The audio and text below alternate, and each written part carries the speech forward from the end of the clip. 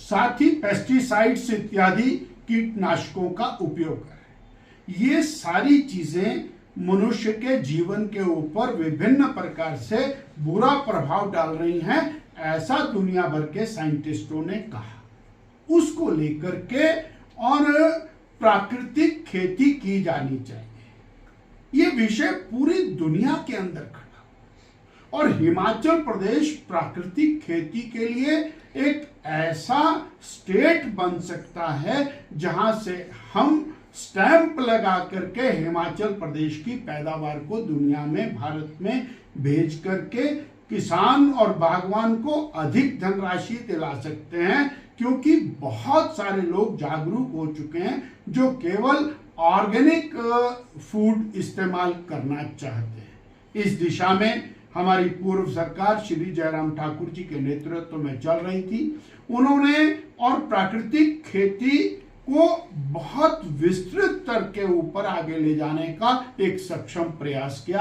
पूर्व महामहिम राज्यपाल हिमाचल प्रदेश, उन्होंने इसमें अहम भूमिका निभाई और केवल हिमाचल में नहीं, गुजरात में जाने के बाद भी उन्होंने अपना योगदान दिया और राष्ट्रीय स्तर के ऊपर पार्लियामेंट के अंदर भी उनका एक विशेष वक्तव्य इसी खेती को लेकर के हुआ, और जिसके अंदर बहुत थोड़े से गोबर के साथ, गोमूत्र के साथ और एक विशिष्ट प्रकार की खाद को तैयार करके हम नेचुरल फार्मिंग, प्राकृतिक खेती की तरफ आगे बढ़े।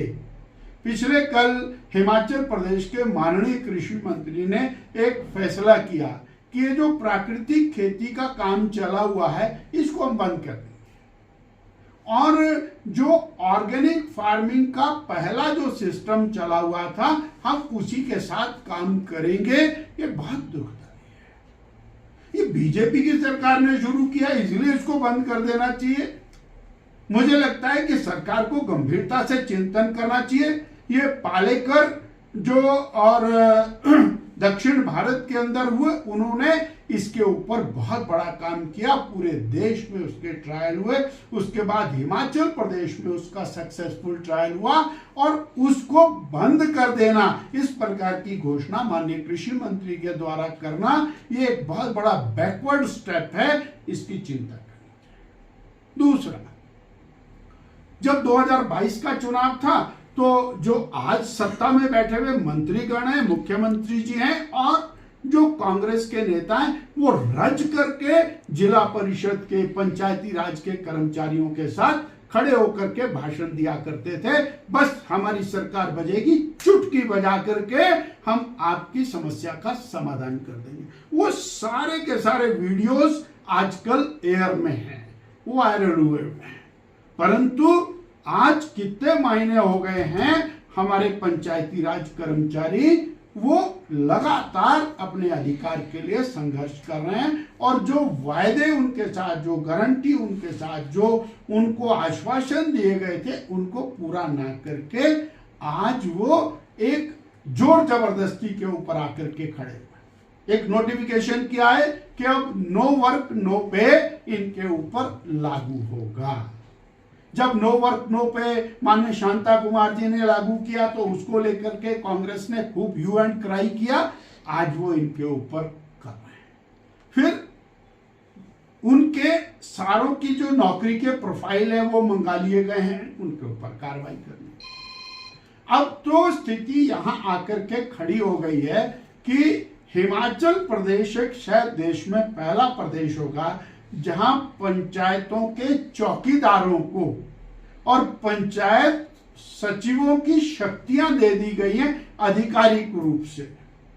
तो भाई ये तो सरकार की स्थिति ऐसी हो गई है कि माननीय मुख्यमंत्री जी की शक्तियां और किसी सब डिविजनल मैजिस्ट्रेट को दे दी जाएं, ऐसी स्थिति आकर के खड़ी हो गई है।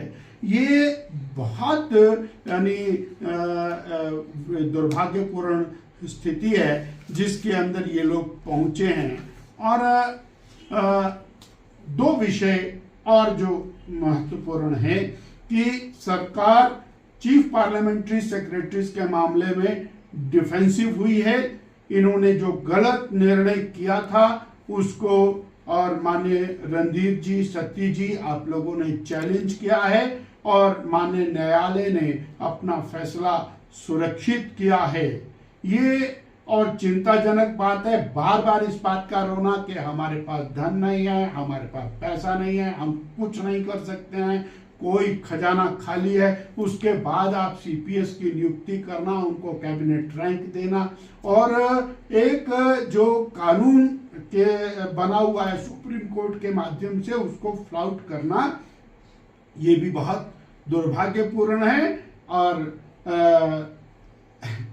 ये औरों का नसीहत, खुद मियाँ फजीहत। बहुत नसीहत दी। अभी विधानसभा का सत्र हुआ, बहुत लोन ले लिया जयराम ठाकुर जी ने। उन्होंने लोन लिया, संस्थान खोले, उन्होंने लोन लिया, हॉस्पिटल बनाए, उन्होंने लोन लिया, कॉलेज बनाए, उन्होंने लोन लिया, जनता की समस्याओं का समाधान किया। अब जो वर्तमान सरकार है इसने तो सारे काम बंद कर दिए। इन्होंने लोन लिया, संस्थान बंद कर दिए, इन्होंने लोन लिया, हॉस्पिटल बंद कर दिए, इन्होंने लोन लिया, सड़कों के काम बंद कर दिए। और 10 महीने में 10,000 करोड़ का लोन, 60 महीने की सरकार यदि चलती है तो 60,000 करोड़ का लोन। और जो गारंटियां इन्होंने दी हैं, अगर उसको पूरा करना चाहें, नियत नहीं है इनकी, पूरा करना चाहेंगे तो 1 लाख करोड़ का लोन इनको लेना पड़ेगा। खुद क्या बोलते हैं, औरों को नसीहत, खुद मियाँ फजीहत। सर, आपने कहा